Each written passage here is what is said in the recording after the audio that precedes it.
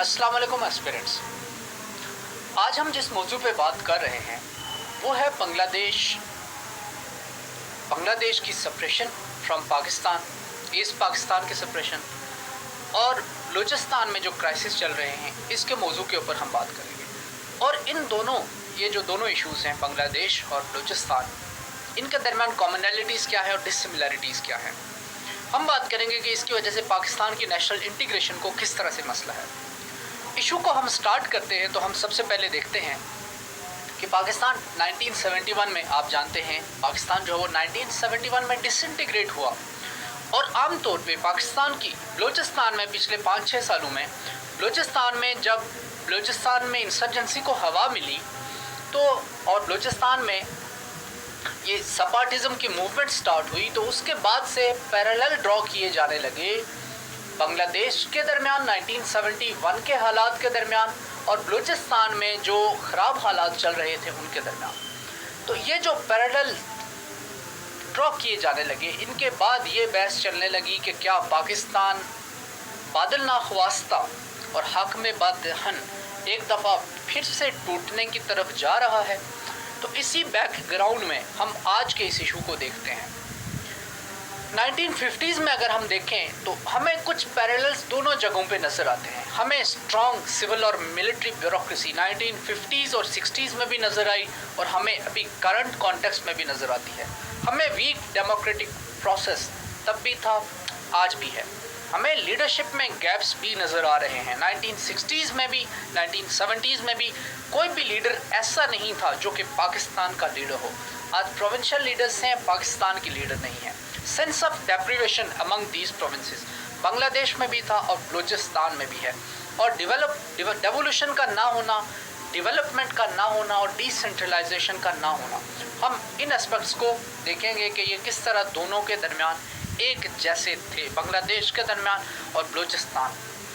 तब के बांग्लादेश में और आज के बलूचिस्तान में क्या बातें एक जैसी हैं और किन बातों का इख्तलाफ है।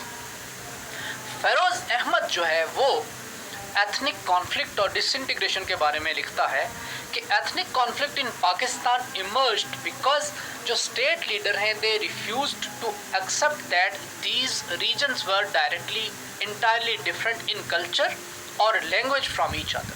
तब बंगाली का मसला था, आज बलोची का मसला है।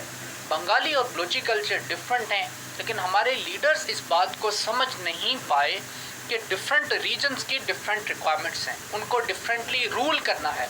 हमें इनको डेवलप करने की ज़रूरत थी।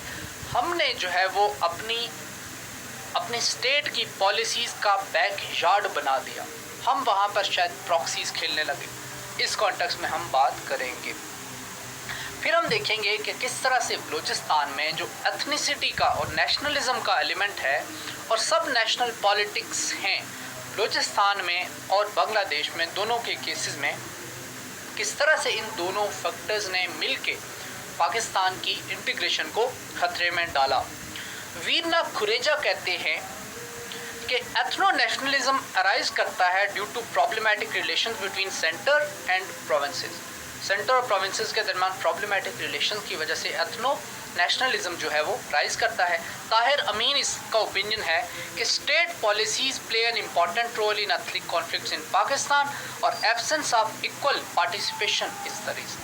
तो यानी कि नॉन पार्टिसिपेटिव गवर्नेंस होना और डेवलपमेंट का ना होना, ये पाकिस्तान में एथनिक कॉन्फ्लिक्ट्स की रीज़न है। कौन कौन से पैरेलल्स हैं जो कि आपको बांग्लादेश में नज़र आते हैं और बलूचिस्तान में नज़र आते हैं। इंसर्जेंट ग्रुप्स बलूचिस्तान में BRA है, BLA है, BRF है, बलोच स्टूडेंट ऑर्गेनाइजेशन आज़ाद है और बांग्लादेश में मुक्ति बाहिनी थी। डाइवर्जेंट पॉलिटिकल पार्टीज़ बलूचिस्तान में बलूचिस्तान नेशनल पार्टी है या अवामी नेशनल पार्टी है या अवामी लीग थी ईस्ट पाकिस्तान में या आज का जो बांग्लादेश है। तो डिफरेंट पॉलिटिकल पार्टीज़ जो है वो हमें इन दोनों रीजन्स में नज़र आती हैं।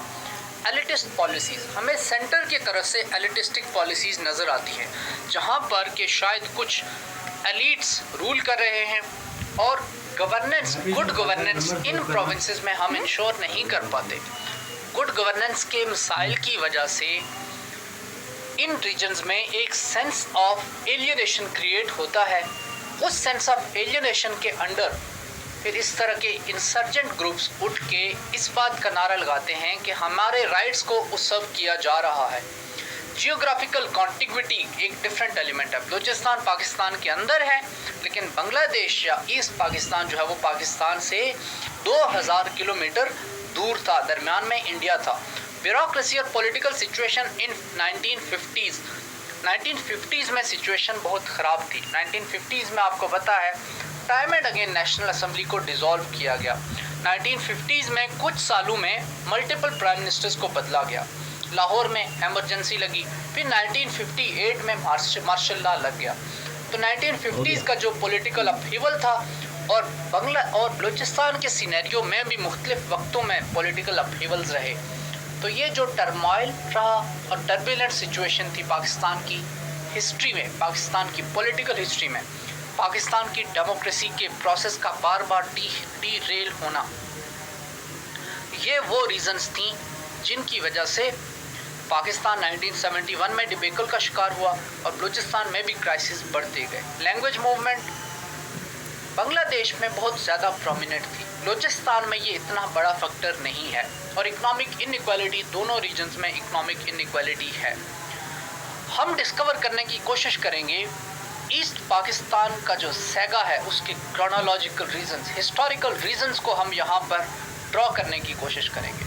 1954 में when elected provincial government of United Front in East Pakistan was dismissed by the Governor General, 1954 में ईस्ट पाकिस्तान में वहाँ के गवर्नर जनरल ने गवर्नमेंट को डिसमिस कर दिया। इसकी वजह से बंगाल में क्या हुई, रिजेंटमेंट हुई। बंगाल में सेंटर के खिलाफ या वेस्ट पाकिस्तान के खिलाफ जो है वो एक मूवमेंट इनिशियली वहाँ पे स्टार्ट हो गई। मार्शल लॉ अयूब ने लगाया। अयूब के मार्शल लॉ की कोशिश के बाद अयूब ने इंटीग्रेशन की कोशिश की। 1 यूनिट एस्टेब्लिश कर दिया गया 1950s में। काउंसिल ऑफ इंटीग्रेशन जो है वो दोनों रीजन में एस्टेब्लिश की गई, ईस्ट पाकिस्तान में और वेस्ट पाकिस्तान में। और compulsory interwings posting of civil officers और कल्चरल एंड स्टूडेंट एक्सचेंजेस शुरू कर दिए। तो इस तरह के एक्टिविटीज़ के थ्रू अयूब ने कोशिश की कि ईस्ट पाकिस्तान और वेस्ट पाकिस्तान के दरमियान जो डिफरेंसेस का गैप है उसको कम किया जाए। अयूब एरा में ही हम देखते हैं कि इंडस्ट्रियलाइजेशन और मॉडर्नाइजेशन की वजह से इकोनॉमिक डेवलपमेंट हुई। पाकिस्तान के 5 ईयर प्लान्स ने उस डेकेड में, 60s की डेकेड में बहुत अच्छी तरह से परफॉर्म किया। लेकिन इस डेवलपमेंट की ट्रेजेक्ट्री में बंगाल कहीं या ईस्ट पाकिस्तान कहीं पीछे छूट गया और उसकी वजह से बंगालीज फर्दर हमसे एलियनेट होते रहे। और इस दौरान फिर ये जो आपको बंदा नज़र आ रहा है शेख मुजीबुर रहमान, जो कि अवामी लीग का लीडर था और जो कि ईस्ट पाकिस्तान की एक मेजर पॉलिटिकल पार्टी का एक पॉपुलर लीडर था, 1960s में इसने जो है वो पाकिस्तान से सेपरेशन की बातें शुरू कर दी। इसका जो है वो 6 पॉइंट फार्मूला जो इसने 1966 में दिया अवामी लीग के हेड के तौर पे और डिमांड किया पाकिस्तान की गवर्नमेंट से कि उनको एक्सेप्ट किया जाए 6 पॉइंट्स को और इम्प्लीमेंट किया जाए। ये इसके 6 पॉइंट बहुत ज़्यादा पॉपुलर हुए। फिर हम देखते हैं कि शेख मुजीब के अंडर अवामी लीग ने ही 1970s में इलेक्शन में पार्ट लिया और मेजॉरिटी विन की। मुजीब के जो 6 पॉइंट्स थे इनको हम देखते हैं कि ये क्या थे। अब इंटरेस्टिंगली आपको ये बात समझने की ज़रूरत है, जब आप ये 6 पॉइंट्स पढ़ेंगे तो आपने 2 बातें जहन में रखनी है कि ये किस हद तक ये 6 पॉइंट्स ऑटोनॉमी और इंडिपेंडेंस की बात करते हैं और किस हद तक ये 6 पॉइंट्स सेपरेशन की बात करते हैं। आपने इनको पढ़ते हुए ये समझने की कोशिश करनी है कि क्या ये सेपरेशन की बात करते हैं या ये एक प्रोविंस की, एक मुल्क के अंदर ऑटोनॉमी की बात करते हैं। तब आपको डिफरेंस क्लियर हो जाएगा। There would be a federal parliamentary system based on direct adult franchise and representation of provinces would be on the basis of population in the federal legislature. Population की base के ऊपर representation हो, बिल्कुल सही बात लग रही है। तो पहला पॉइंट जो है वो कोई प्रॉब्लमेटिक नहीं है। Second, federal government will be restricted only to foreign affairs, defence and currency, and even regarding foreign affairs the dealing of economic matters would rest with the provinces. Again, somewhat problematic. क्यों? Defence, currency और foreign affair centre के पास हूँ, लेकिन और क्या कर रही है? फॉरेन अफेयर्स और इकोनॉमिक मैटर्स को जो है वो प्रोविंसेस का उसमें अख्तियार हो। अब इसमें आई थिंक एक म्यूचुअल एग्रीमेंट प्रोविंसेस के दरमियान और फेडरेशन या सेंटर के दरमियान सेट किया जा सकता था। तो ये इशू भी जो सेकंड पॉइंट है वो भी पार्टली प्रॉब्लमेटिक है, बट इंटायरली प्रॉब्लमेटिक नहीं है, क्योंकि हमने 18th अमेंडमेंट के थ्रू भी प्रोविंसेस को अथॉरिटी और प्रोविंसेस को पावर्स या सब्जेक्ट्स डिवॉल्व करने की कोशिश की है। थर्ड पॉइंट मुजीब का, there would either be two different currencies for the two wings or a single one with separate federal reserve system for each wing। Again, दो करेंसीज एक मुल्क में प्रोपेगेट करना या दो करेंसीज एक मुल्क में डिमांड करना, ये प्रॉब्लमेटिक है। यहाँ पे आपने बात सामने रखनी है, हम बात कर रहे हैं फेडरेशन की इंटेग्रिटी की, हम बात कर रहे हैं पाकिस्तान का एक मुल्क होने की और उसके दो विंग्स की, लेकिन वो दो विंग्स तो एक ही मुल्क का पार्ट है। तो एक मुल्क में दो करेंसीज कैसे चल सकती हैं? और अगर चलती हैं और ये पॉइंट मान लिया जाता है तो उसके पाकिस्तान की इंटेग्रिटी के लिए क्या रेपरकशंस और रेमिफिकेशंस होंगी, ये आपने जहन में रखना है। फोर्थ पॉइंट, तो थर्ड पॉइंट हम देखते हैं कि it was problematic. Fourth point, the power of implementation and collection of taxes would lie with the provinces। Again, it's fine. The federal government will be given enough shares to fulfill its task of foreign affairs and defense। अब ये आपको नज़र आ रहा है कि ये provincial autonomy के extreme form के जो प्रोविंसेस हैं वो फेडरल टैक्सेस कलेक्ट कर रहे हों।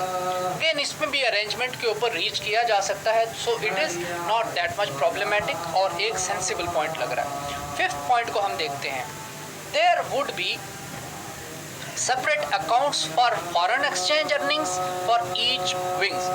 separate accounts of foreign exchange earnings for each wings। अब ये जो है दोनों विंग्स की बात आप कर रहे हो कि उनके लिए हम फॉरेन एक्सचेंज के लिए अलग अलग अकाउंट्स बनाएं। अब यहाँ से आपको ये बात समझ आ रही है कि ईस्ट पाकिस्तान और वेस्ट पाकिस्तान दोनों के दरमियान क्लियर फाइनेंशियल और मॉनिटरी डिमार्केशन होनी चाहिए, करेंसी अलग हो, दोनों के लिए फॉरेन एक्सचेंज के रिजर्व्स के अकाउंट्स अलग हो।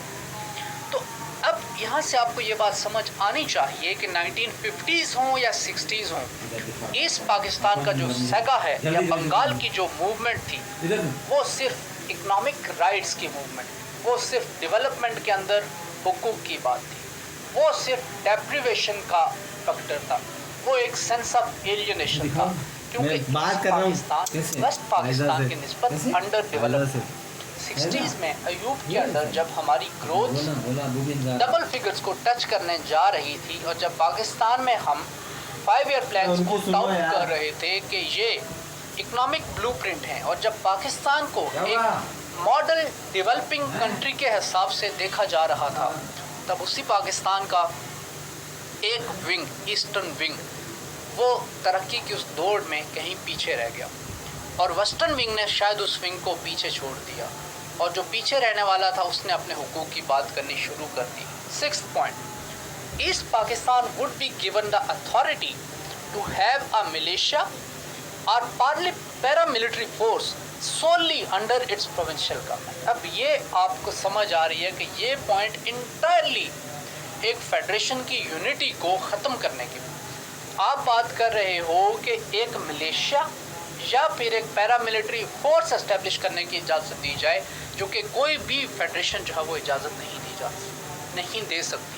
तो ये फेडरेशन की यूनिटी के लिए, उसकी इंटीग्रेशन के लिए बहुत ही ज़्यादा प्रॉब्लमेटिक है और उसके लिए डेथ नल है। आने वाले वीडियो लेक्चर में मैं यहिया के टाइम के ऊपर बात करूँगा, यहिया की पॉलिसीज़ के ऊपर बात करूँगा, 70 के इलेक्शंस की बात करूँगा। तब तक के लिए आपसे इजाज़त चाहते हैं, अपना ख्याल रखिएगा।